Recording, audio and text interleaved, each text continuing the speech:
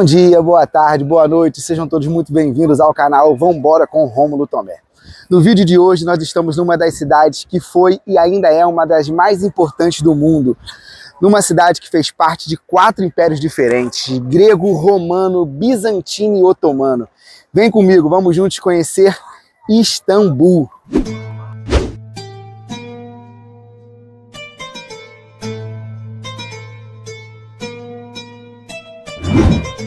E tudo começou no ano de 660 a.C.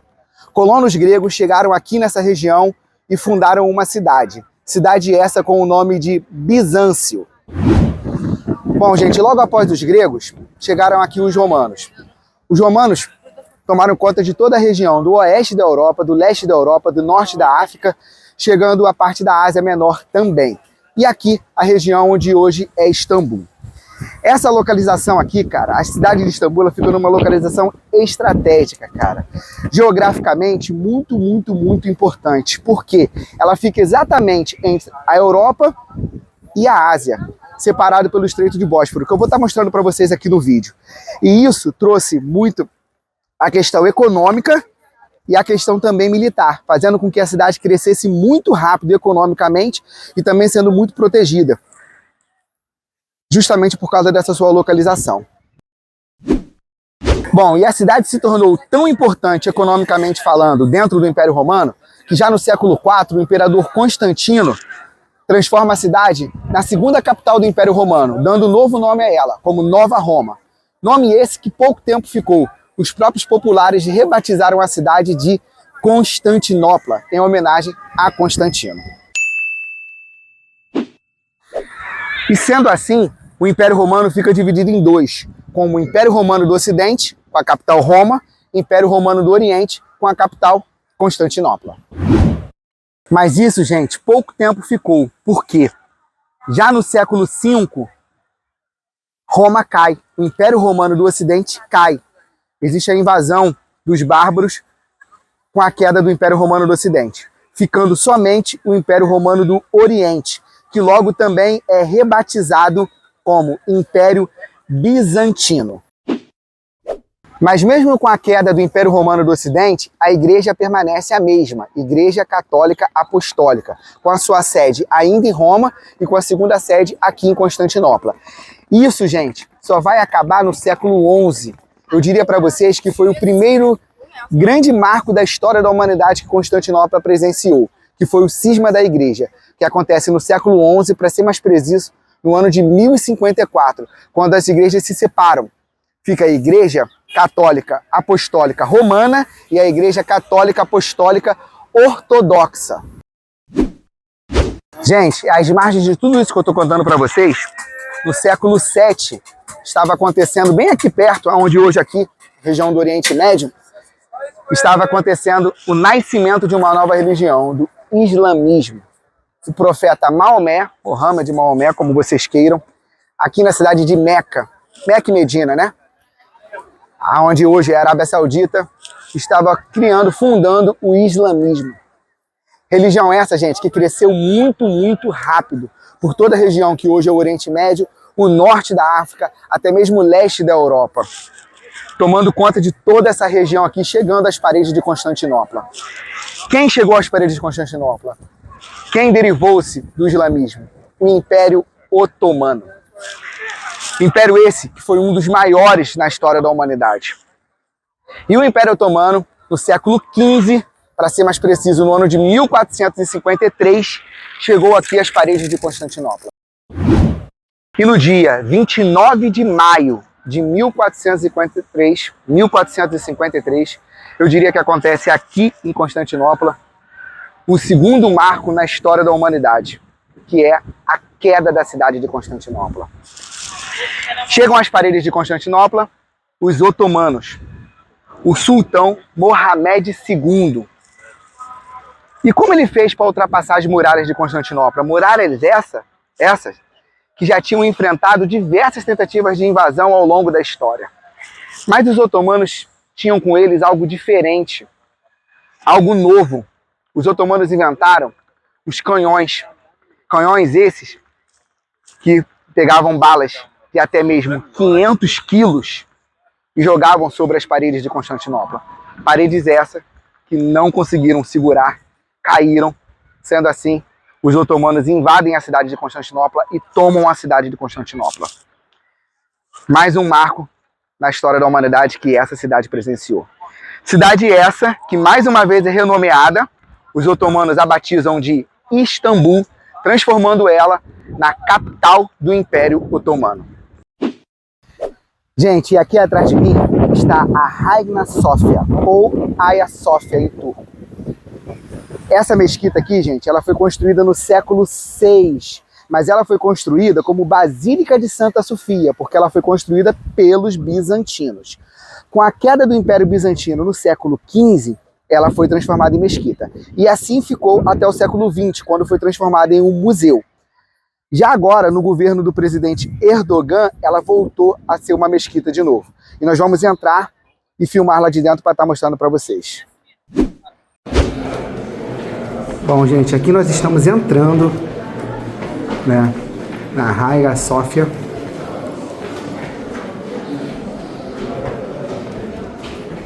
Que foi construída como basílica cristã, virou mesquita, museu e hoje é mesquita novamente.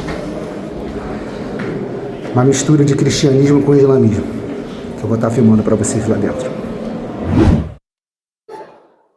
Gente, uma das coisas muito legais aqui da Hagia Sophia é que mesmo com a queda do Império Bizantino, com a tomada do Império Otomano no século XV, ainda existe muita riqueza cristã aqui dentro. Vocês podem ver pelo teto. Tem muita coisa bizantina aqui ainda. Eles não destruíram por completo as riquezas bizantinas. E a gente pode ver até os dias de hoje, gente. Isso aqui eu estou falando, essas riquezas bizantinas são do século VI, quando essa igreja foi, hoje mesquita, foi construída. É muito legal, gente. Vocês podem ver que o teto todo ainda é bizantino.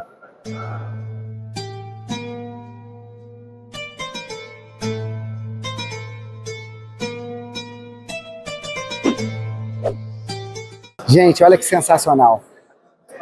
Os otomanos tomaram essa igreja, tomaram Constantinopla, né, no século XV. E eles não destruíram boa parte das riquezas que estavam aqui dentro, as riquezas cristãs que estavam aqui dentro. Hoje, ao visitar a Hagia Sophia, você pode ver a riqueza do século VI. Riqueza da época bizantina. Dentro de uma mesquita. Olha que sensacional. Eu não sei se existe outro lugar do mundo que você vê a mistura entre o cristianismo e o islamismo como existe aqui dentro da Hagia Sophia.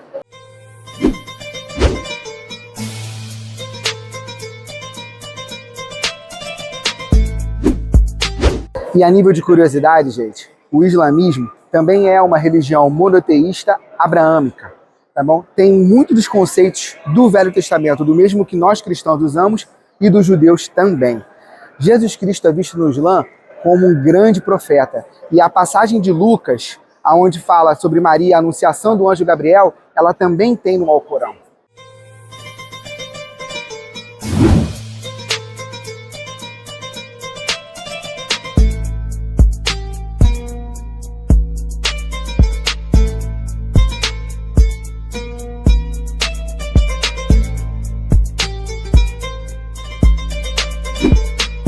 Gente, aqui atrás de mim está a Mesquita Azul, que é considerada a mesquita mais importante aqui de Istambul. Ela, na verdade, ela tem o nome de Mesquita Sultan Ahmed. E ela foi construída no século XVII, entre os anos de 1609 a 1616. Ela foi construída, gente, quase de frente para a Hagia Sophia, que é do outro lado ali. Principalmente por uma questão de competição. Ela precisava ser mais imponente do que a Hagia Sophia. E por quê? A Hagia Sophia, apesar de nessa época já ser uma mesquita, o Império Otomano já tinha tomado Constantinopla, já se chamava-se Istambul, ela tinha sido construída pelos bizantinos. Os otomanos queriam construir uma mesquita que fosse maior, mais bonita, mais imponente. E aqui está a Mesquita Azul, que tem esse nome porque ela é construída quase toda por azulejos azuis. Deixo para vocês apreciarem.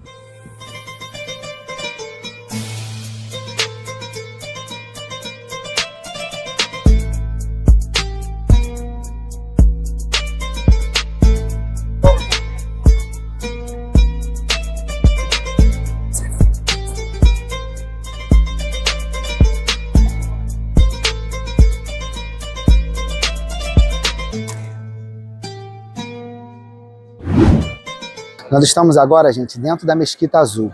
Essa mesquita aqui, ela vai datar do século 17. Talvez ela seja a mesquita mais importante aqui de Istambul. Aqui em Istambul, existem 300 mil mesquitas. Ela foi construída, gente, com 20 mil azulejos azuis, que quando contrastam com a luz do sol, deixa a mesquita ainda mais bonita. E o melhor de tudo, a visitação é gratuita, você não precisa pagar.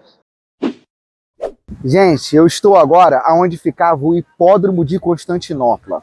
Quem assistiu aquele filme Ben-Hur consegue imaginar direitinho como era isso aqui. Aqui atrás de mim é o obelisco do imperador Teodósio, que foi roubado do Egito e trazido para cá no século IV. Bem aqui é a coluna de serpentes, que foi trazido pelo imperador Constantino. E logo à minha frente é o obelisco de Constantino.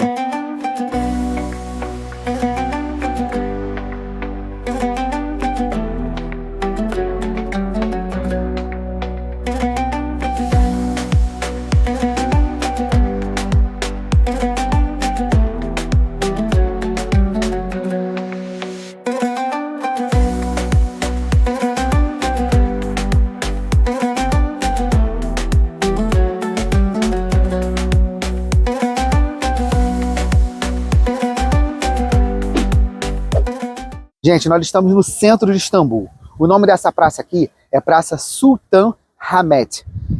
Ao meu fundo, a Mesquita Azul. Na minha frente, a Hagia Sophia. E aqui, à minha esquerda, está o Hipódromo de Constantinopla, onde ficam os obeliscos. Ou seja, 3 lugares, 3 pontos turísticos, um do lado do outro, um único dia suficiente para você conhecer os 3.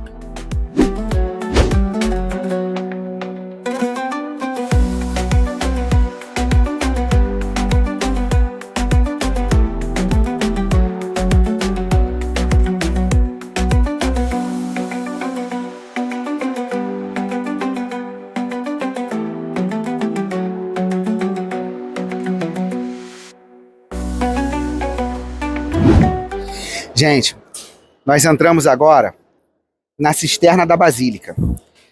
É uma das obras mais espetaculares aqui de Istambul. Ela foi construída no século VI pelo imperador bizantino Justiniano para fazer o armazenamento de água do Palácio Imperial. É impressionante. Mais impressionante ainda se torna quando você imagina que isso aqui foi construído no século VI.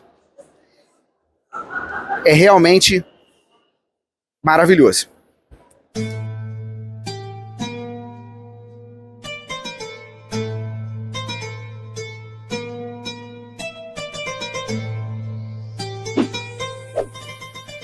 Gente, com a queda do Império Bizantino, ela caiu no seu esquecimento e só foi redescoberta já no século XVI pelos otomanos. São 336 colunas. É impressionante. É muito legal. E imaginar que isso tudo aqui, que essa construção foi feita no século VI, deixa essa obra mais legal de ser apreciada.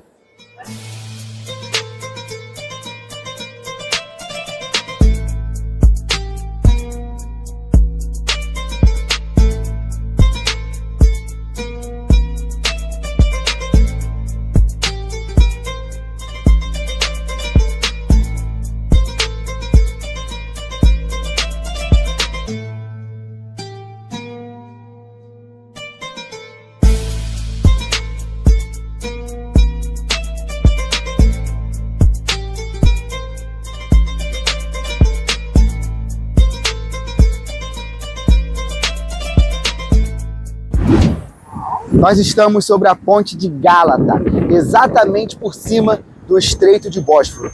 tão importante ao longo de todos esses séculos e que mostra direitinho a importância geográfica, militar e econômica de Istambul ao longo dos séculos. Do lado de lá, nós temos o continente europeu. Do lado de cá, nós temos o continente asiático.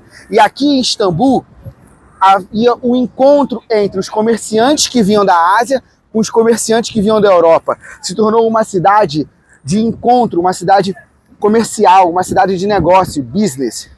Além disso, por ser um ponto estratégico, também virou um forte militar, tanto para o Império Romano, Bizantino, depois para o Império Otomano.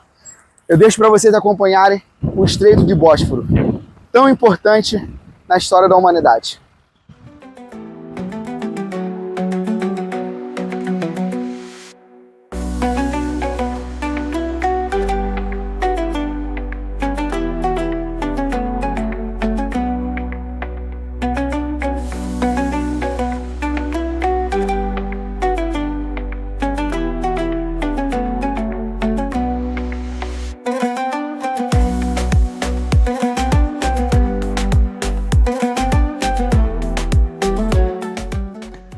Os otomanos construíram 2 fortes nas margens do Estreito de Bósforo.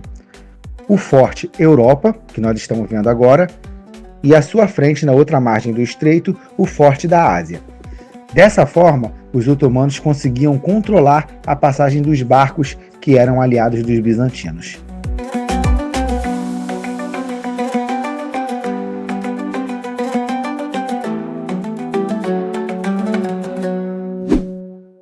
E nós estamos agora no Gran Bazar, no mercado de Istambul.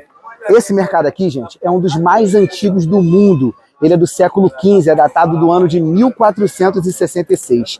E também é um dos maiores do mundo. Só para vocês terem uma ideia, são 64 ruas e mais de 3.600 lojas.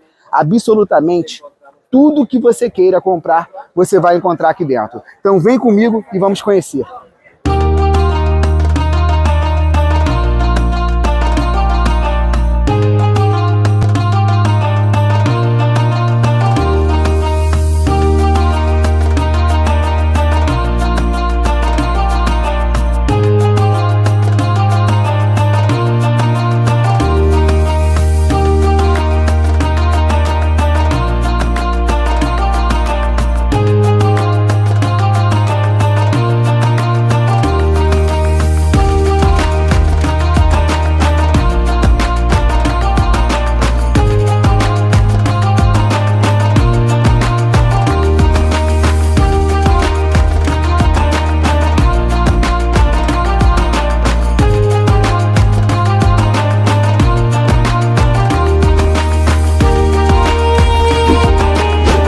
Gente, uma coisa que também não pode faltar no seu passeio aqui em Istambul, na Turquia como um todo, apreciar os doces turcos, que são famosos no mundo inteiro. Gente, a culinária turca é uma culinária que veio se aperfeiçoando de séculos em cima de séculos, até chegar nos dias de hoje. Os doces turcos, boa parte deles, gente, tem muito pistache, eles usam muito pistache para fazer boa parte desses doces. Eu vou estar mostrando para vocês aqui, vem cá. Eu não sou muito chegado a doce, mas assim, bonito eles são, né?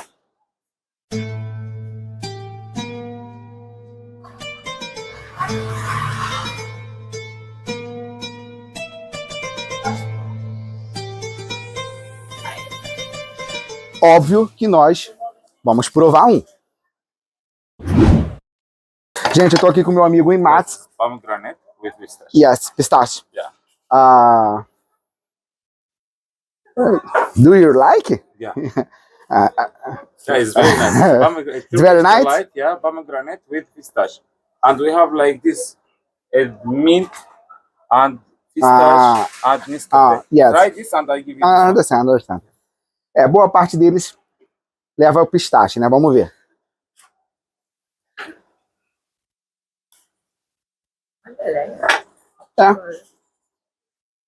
É gostoso. Parece aquelas balas de borracha, né? Aquelas gominhas de borracha. Mas é gostoso. Eu que não sou muito chegada a doce, gostei. É de pistache. It's different. Yeah, it's different with Nescafe. Yeah. Mais gostoso. Eu fico mais leite. Tem um gostinho de café lá no fundo. Todos eles são aborrachados. Mas ele falou que é de café. If you like lotus, I have like this one. I like. Lotus with baklava. Try this one. No. Let's try. Let's try.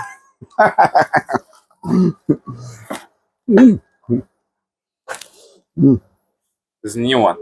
Esse é de café. Muito bom.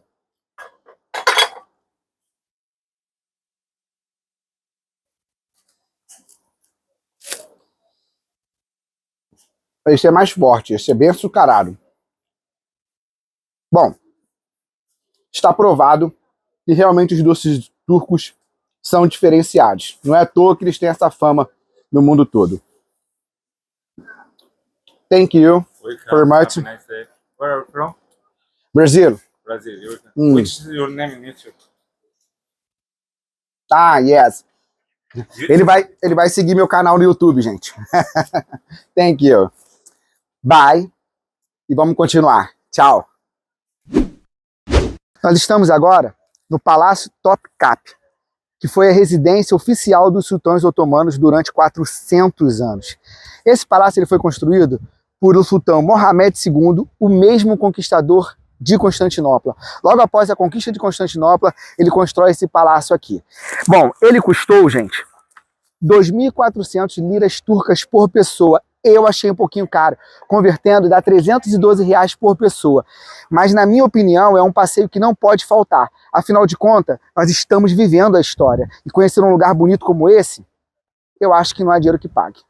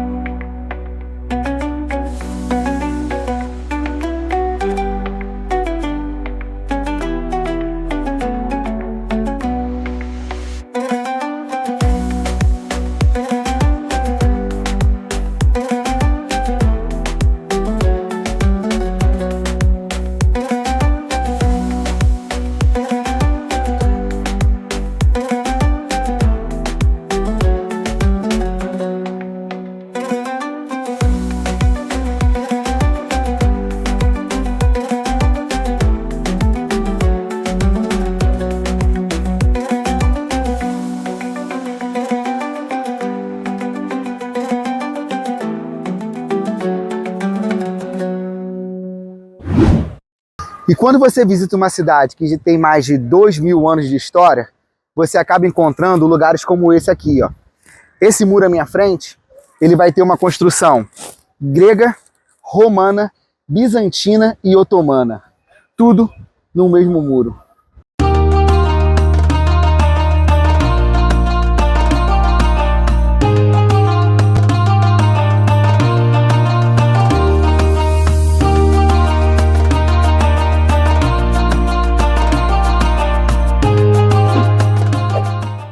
E eu vou continuar dando informações que eu acho pertinentes, que eu acho que são bem legais da gente estar falando aqui no meu canal.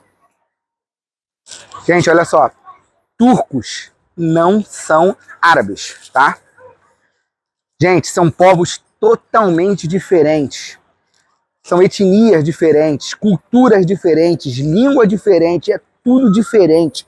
turcos são turcos, árabes são árabes. A única coisa que turcos e árabes compartilham é a religião. Aqui na Turquia, eles são muçulmanos sunitas. 98% da população aqui na Turquia é muçulmana, tá, gente? Então, assim, não façam essa comparação, tá? Chega a ser ofensiva para eles, tá? Turcos são turcos. Mas eu sei explicar o porquê que no Brasil nós confundimos muito turcos com árabes. E eu vou estar explicando para vocês aqui agora. No final do século XIX, no começo do século XX, houve uma imigração muito grande de libaneses, sírios, né, para o Brasil. Né? E eles chegavam ao Brasil com o passaporte do Império Otomano. Toda essa região aqui fazia parte do Império Otomano. Então eles chegavam com o passaporte do Império Otomano. O Império Otomano, que foi bem grande, pegou toda essa região aqui, né? Já falei isso para vocês aqui no vídeo. E o principal povo que fazia parte do Império Otomano eram os turcos. Tanto que hoje a Turquia é o que sobrou do Império Otomano. Né? Então, assim, era muito comum que no Brasil, todas essas pessoas que chegavam com o passaporte do Império Otomano eram chamadas de turcos. Sendo que eles não eram turcos, né? Libaneses, sírios, iraquianos, palestinos, eles não são turcos. Mas era o passaporte do Império Otomano. E a gente assimilava o passaporte do Império Otomano com os turcos. E acabou pegando essa ideia de chamar todas essas pessoas que fazem aqui da parte do Oriente Médio de turcos, quando eles não são. Mas a explicação é essa. Eu vou estar virando aqui a tela para vocês, gente, para vocês verem que bonita essa mesquita aqui, ó. Olha que bonito. Estamos caminhando por aqui em Istambul, aqui, saímos aqui de frente para essa praça aqui agora. Muito bonita a praça. E como acabou o Império Otomano, gente? O Império Otomano, ele fez parte da Primeira Guerra Mundial ao lado da Alemanha e Austro-Húngaro. Todos nós sabemos, foram quem perderam a guerra, foram os que perderam a guerra. E ao perderem a guerra, o Império Otomano ele é desfeito, ele acaba. E aí daí então começam a surgir países independentes que faziam parte do Império Otomano. E é daí que surge a Turquia como nós conhecemos hoje. Eu vou falar sobre a Turquia que nós conhecemos hoje, que surgiu após o fim da Primeira Guerra Mundial. Mas dentro da Primeira Guerra Mundial, dentro do Império Otomano, aconteceu algo muito ruim. Eu vou estar falando até mais baixo aqui, porque é proibido falar isso aqui, que foi o genocídio armênio. Né? E a Turquia nega até hoje que isso tenha acontecido, mas historiadores, a própria ONU, diversos países que fazem parte da ONU, né, dos 196 países da ONU, já declararam, né, que realmente isso aconteceu, e foram cerca de 1 milhão de armênios que foram mortos dentro do Império Otomano. Eles foram deslocados de um lugar para o outro, tirados de suas casas, de suas cidades, né? E para ser levados para outro lugar, e nesse trajeto muitos morreram de fome, de sede, ou porque eram realmente assassinados. Os otomanos culpavam muito os armênios por estarem perdendo a guerra, tudo a culpa era dos armênios. E a Turquia nega isso. E é um crime falar sobre isso aqui. E eu já vou até mudar de assunto. Mas eu queria muito estar falando sobre esse assunto no meu vídeo, porque é algo muito importante dentro da história da Turquia, dentro da história do Império Otomano. E eu não poderia estar deixando de falar sobre, né? Qualquer dia a gente conversa, no dia que eu for visitar a Armênia, a gente conversa melhor sobre esse assunto. Mas enfim. E aí, com o fim da Primeira Guerra Mundial, o Império Otomano ele acaba, né? E aí se divide, formando outros países, e forma-se a Turquia que nós conhecemos hoje, a República da Turquia. E no dia 29 de outubro de 1923, acontece a Declaração da República, a formação da República da Turquia como nós conhecemos hoje. E o principal responsável por isso chama-se Mustafa Kemal Atatürk. Gente, o Atatürk é um herói nacional. Para tudo quanto é esquina que você olha, você tem foto do Atatürk. É muito, muito adorado pelos turcos. Ele fundou a Turquia como nós conhecemos hoje. Um país muçulmano com 98% da sua população muçulmana sunita, em um país transcontinental. 20% dele faz parte da Europa, 80% dele faz parte da Ásia.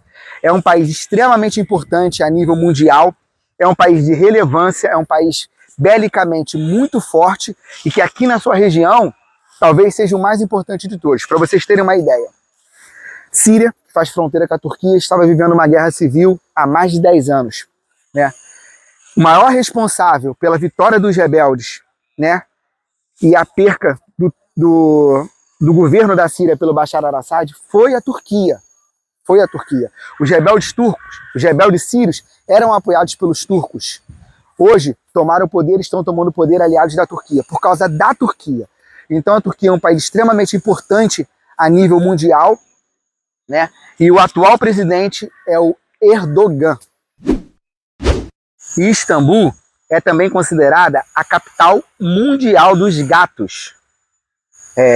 São 300 mil gatos espalhados pela cidade. Todos eles vacinados e muito bem cuidados pelo próprio governo, tá, gente? No Islã, os gatos são considerados animais puros e de boa energia. Ai de você se mexer com algum gatinho aqui em Istambul, tá? Você vai até preso.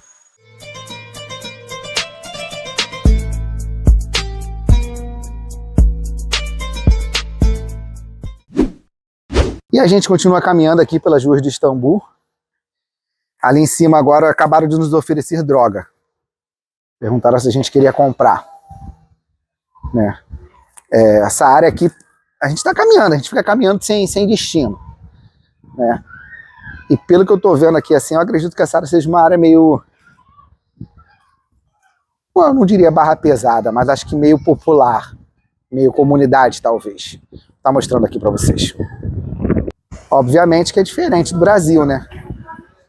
Aqui não existe a favela propriamente dita, né? Como é no Brasil. Aqui não tem. Né? Mas...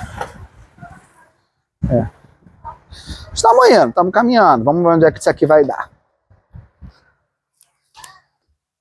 E é assim que se conhece, tá, gente?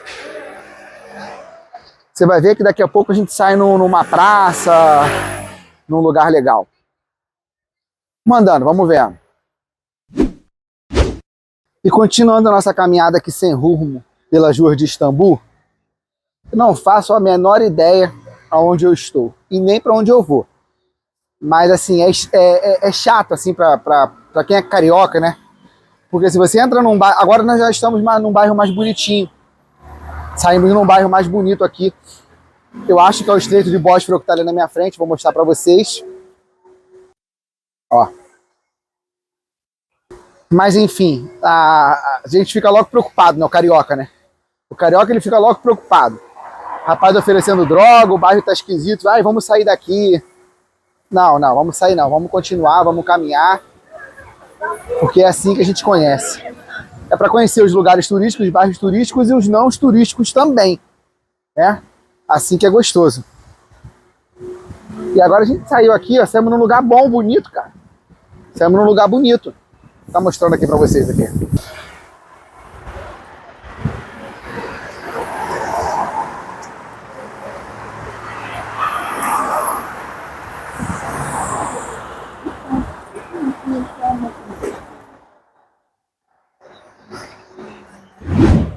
E aqui atrás de mim está o bairro Balet. É um bairro muito tradicional aqui em Istambul, que vale a sua visita. A vida noturna aqui é bem agitada, as casinhas são todas coloridas, trazendo um charme todo diferenciado. São diversos bares, vale muito a visita. Vem comigo que eu vou estar mostrando para vocês.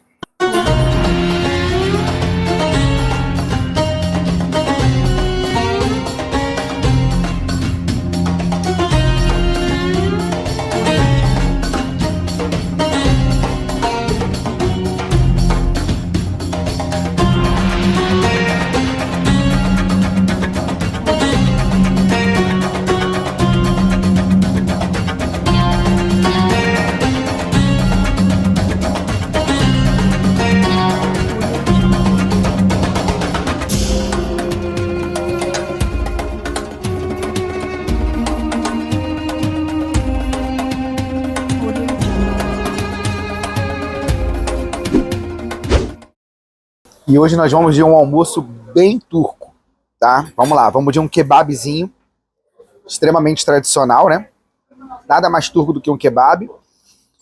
Uma berinjela. Isso aqui é um tipo de arroz, é um pouquinho diferente, mas é um arrozinho. Uma cebolinha. Uma cebola, cebola misturada com alguma coisa, um temperozinho bem gostoso, um tempero bem turco, base de pimenta, né? Isso aqui é uma pimenta. Aqui é um molhinho que eles fazem também, que é a base de tomate, tipo um molho vinagrete, né? E uma saladinha, né? Então vamos lá. Gente, o kebab, né, a gente já conhece, né? A carne não deixa de ser uma carne moída, né? O arroz é um pouquinho diferente, mas é muito bom. Kebab. Não tem mistério. Sempre acompanha pãozinho turco. Uma espécie de rap 10, mas é muito mais gostoso. Comida turca, bom demais. Bom, e o valor, né? Ficou 1.370 liras turcas, o valor desse almoço aqui. Do meu almoço, do almoço da Dai, mais 3 Coca-Colas, 1.370, o que fica aproximadamente convertendo R$178, R$180 aproximadamente. 2 almoços, acredito que esteja no preço, região turística, acredito que esteja no preço.